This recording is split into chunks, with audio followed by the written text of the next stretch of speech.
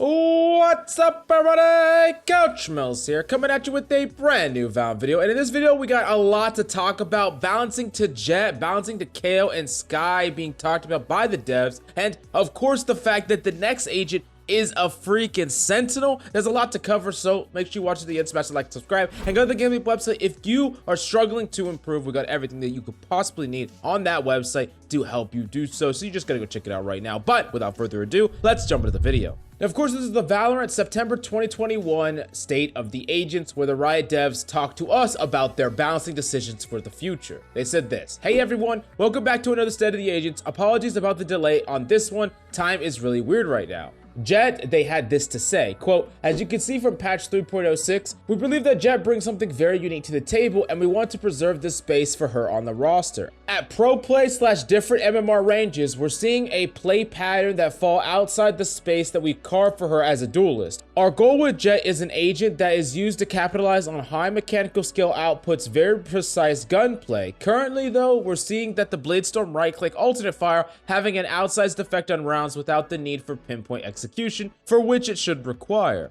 As we mentioned in the notes, the number of cloudburst smokes she had was making it easier than intended to bail out risky situations. Reducing the number of smokes is intended to force Jet to use each smoke sparingly with more calculation in mind. Ultimately, we believe this change should sharpen her identity. We know for some this is a welcome change and for others may cause pain. Once these changes go out, we'll keep an eye on them to see if follow-up adjustments are needed." So Jet is definitely still on the potential chopping block for more changes down the line. They just want to give it time to see if these Jet nerfs stick enough. And I think for the most part, people can respect that. For the most part, people are probably just a little bit too crazy about the fact that Jet wasn't nerfed enough or she was nerfed too much. Let's just wait and see what happens. And they're very open to readjust her as time goes on if she needs more readjustment. Now, let's move on to KO and Sky. They said this about these agents, quote, "In some ways, even the smallest tweak can result in big differences when it comes to the impact of flashes.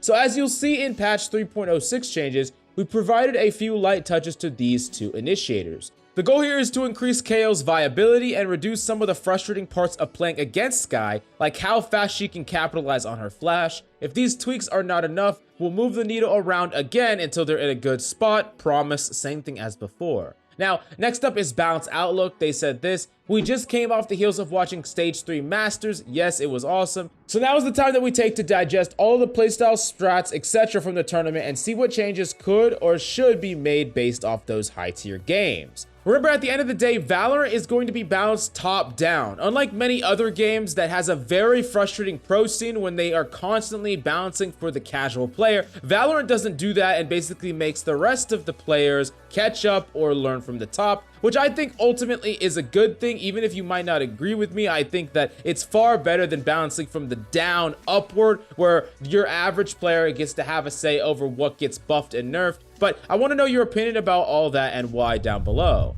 Now, next up is ability efficacy exploration. This note here doesn't have anything in the immediate future to discuss, but more giving y'all visibility on some ways we're updating our thinking. Currently, we're doing some deep dives into ability efficacy. This stuff is like, once a flash is used, how often do people take an angle? If fragile is applied, how often does it lead to damage being dealt? Ultimately, this helps us sharpen our thinking around what agents do currently to support and strengthen our thinking around future balance agent map work." Now, next up, they do actually address Yoru, stating this, quote, "We know what we want to do on the design front with Yoru, and we're in the middle of gathering additional resources needed to support these changes. I know, not the most exciting update, but we wanted to let you know that Yoru isn't collecting dust in the shop somewhere. Apologies to our Yoru mains. We really appreciate your patience on the delay here." And yeah, I get that they are kind of putting things together to change him in some big way. I'm just going to be incredibly disappointed if there's like all this hype and it's like a tiny animation for like a tiny tweak to an ability, okay? I want him to be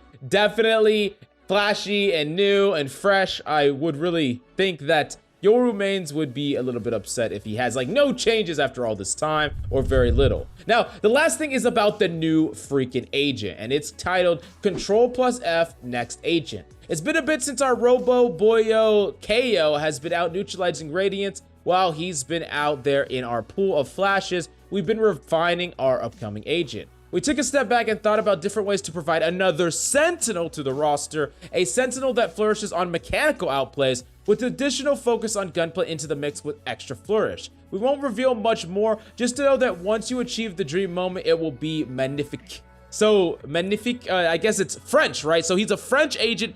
Deadeye is going to be a French agent that is a Sentinel that is centered around mechanical play. That's just freaking nuts to me, because we really thought that he probably would be a duelist because of the emphasis on mechanical play, but it seems like they're kind of crossing the line. Like, they're bridging the gap between Sentinel and duelist, or having a hybrid agent, which I'm super excited for. Definitely let me know what you think about the fact that we're actually getting a Sentinel. Are you really hyped about it? I know many of you Sentinel players have been waiting, and I think that this is gonna definitely be a really cool one, something that is definitely fresh and different. But let me know down below what you think, and go to the GameLeap website if you want to dominate on any of the roles. We have in-depth role guides for you, just designed to help you really understand and fully grasp what your role is supposed to do and how to pop off with that role in any given match. So go check it out. But thank you so much for coming by. Hope you enjoyed the video. I love your faces, and I'll see you next time.